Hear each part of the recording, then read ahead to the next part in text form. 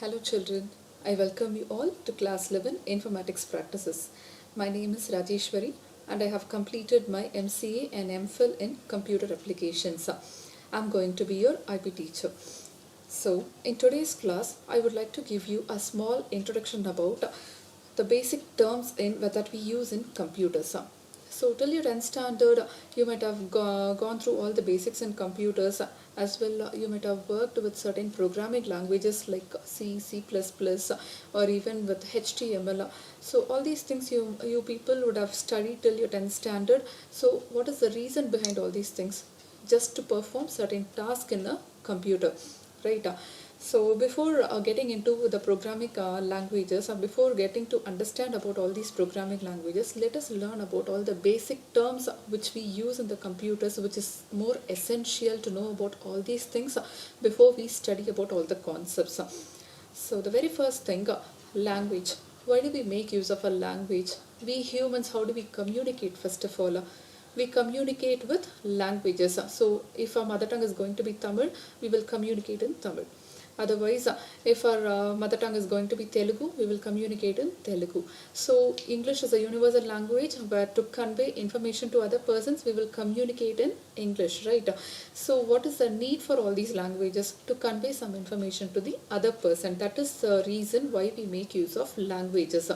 But what about computers? When it comes to computers, it will not be able to understand the human language. Then how do we instruct a computer to perform the task as per our wish?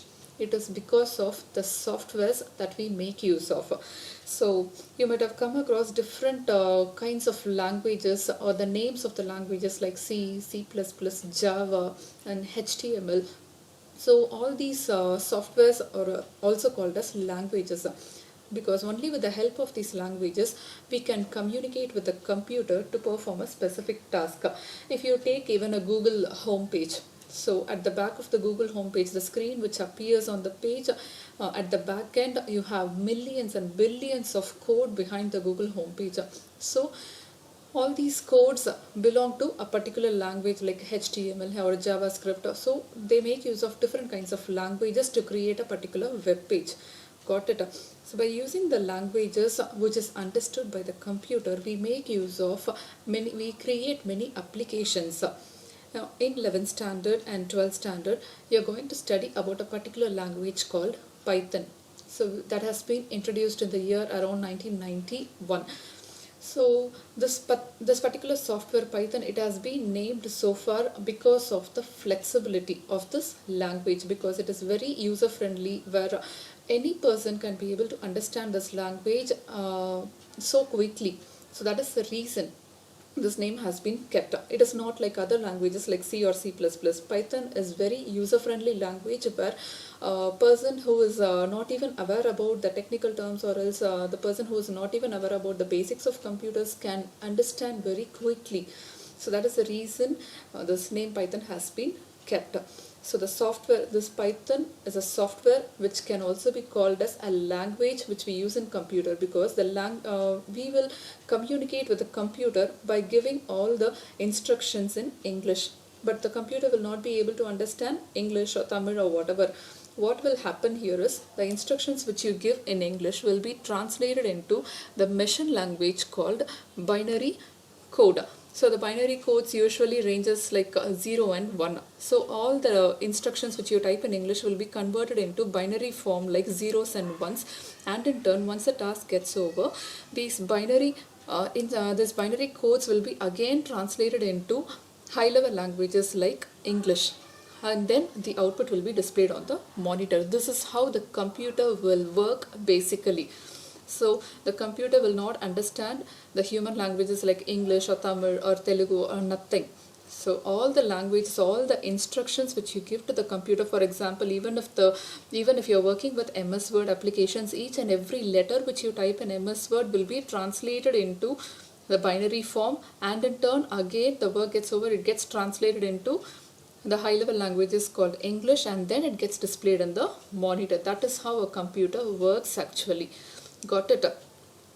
Because because a computer cannot understand all these languages. That is the reason, and all these translations occur within some nanoseconds. So that is how that is why the computer is also called as a smart machine.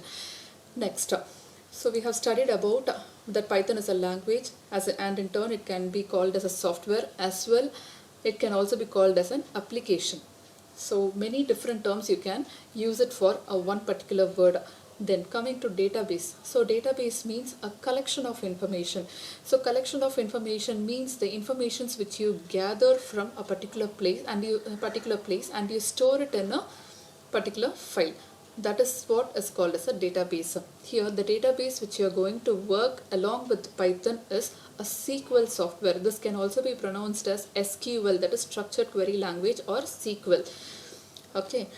So this software you're going to use it as a backend. That is, whatever output you're going to get it from Python, all the results will be saved at the backend called SQL. So it's much similar to Excel. In Excel, how we store everything in a tabular form. Like that, this database will work. So we will study in depth about all these things in the later chapter.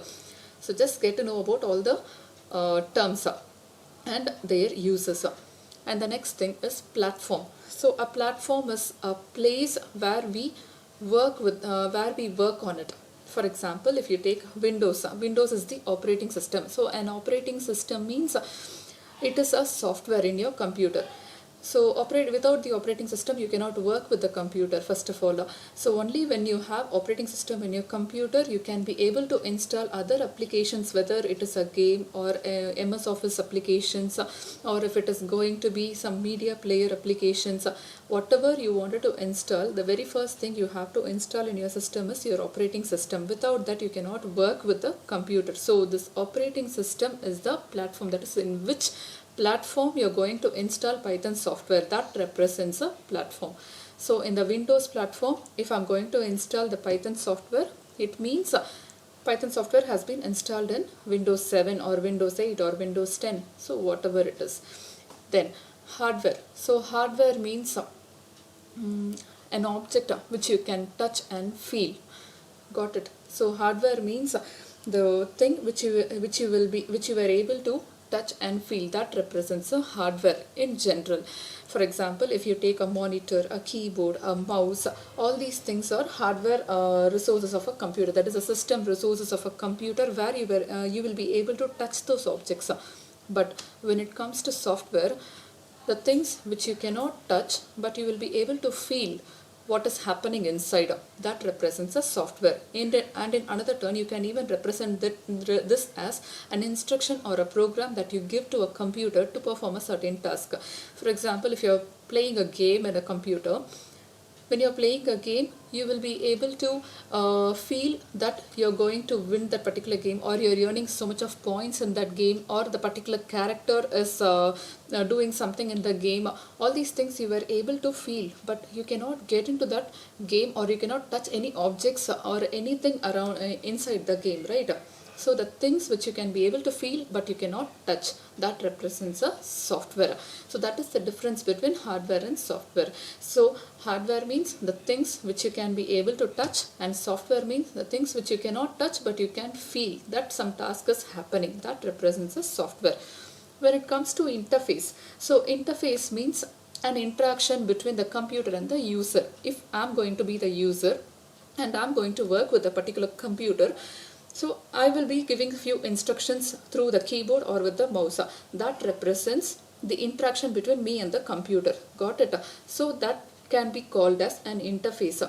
So in interface, when it comes to computer, you have two different types of interface. See here, one is CUI. CUI means character user interface. That is, it allows you to work only with a keyboard.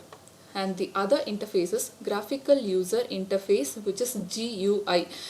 Character user interface, graphical user interface. So character user interface means here character. So with the name itself you can understand you can work only with the keyboard. And few operating systems that we have used a few decades ago, or like Linux or Unix operating system, all these operating systems will allow you to work only with the keyboard. So the persons who are not technically aware about these interface cannot work with the computer. But graphical user interface, even the person who is an illiterate can be able to work with the smartphone, can be able to operate a smartphone, right? So graphical means it supports both text as well as images. That represents a graphical user interface. Got it? So a graphical user interface allows you to work with both the keyboard as well as the mouse. An example for graphical user interface you can take or a Windows operating system. So this Windows operating system, it supports all the text, images as well as the graphics, right? As well as it allows you to work with both the keyboard and the mouse. So that represents the two different types of interface. I'll show you a simple example for interface later. And then peripherals. So peripherals means all the parts of the computer are referred to as peripherals. Remember, I'll remind you again, all the parts of the computers are referred to as peripherals. That is, the non-essential parts, especially if you consider a speaker, a printer, a scanner, a mouse. So all these things are considered as non-essential parts, because it is not that only when I have a printer I can work with the computer. It is not that only when I have a speaker I can work with the computer. So without these parts also you can work with the computer, right? That's why it is called as a non-essential parts, and that represents peripherals. And to understand about this interface, I'll show you a simple example. In case if you have computer in your home, you can try it out. See here, for example, just type CMD so that you will get the command prompt dialog box. In this dialog box, see here, I am here in the C drive now, and this will not allow me to work with the mouse. I have told you character user interface, right? So even though if I try to copy, I am doing a right click here, I cannot do anything with the mouse. Got it? I can work only with the keyboard. Now if I'm going to give G drive, I'm going to enter into G drive. I'm just giving G:. So now the G drive has been opened up. Now to view the files and folders, whatever I have stored in the G drive, I will be just giving dir. So it will list out all the files and folders whatever I have in my G drive. I'll show you a simple example. See here, 2020 work stuff. Inside the G drive, 2020 work stuff. Here also it has 2020 work stuff, 350.018, 350.018. So whatever files and folders I have inside the G drive, everything will be listed out in this command prompt. So this is one such example of character user interface. And graphical user interface, this files and folders, this Windows dialog box, you can take it as an example for graphical user interface. So this is one such similar example for between the character user interface and graphical user interface. I hope you have understood about all the terms and definitions, whatever I have told, the basic things which are supposed to understand about the computers. So let us meet in the next class, children. Thank you.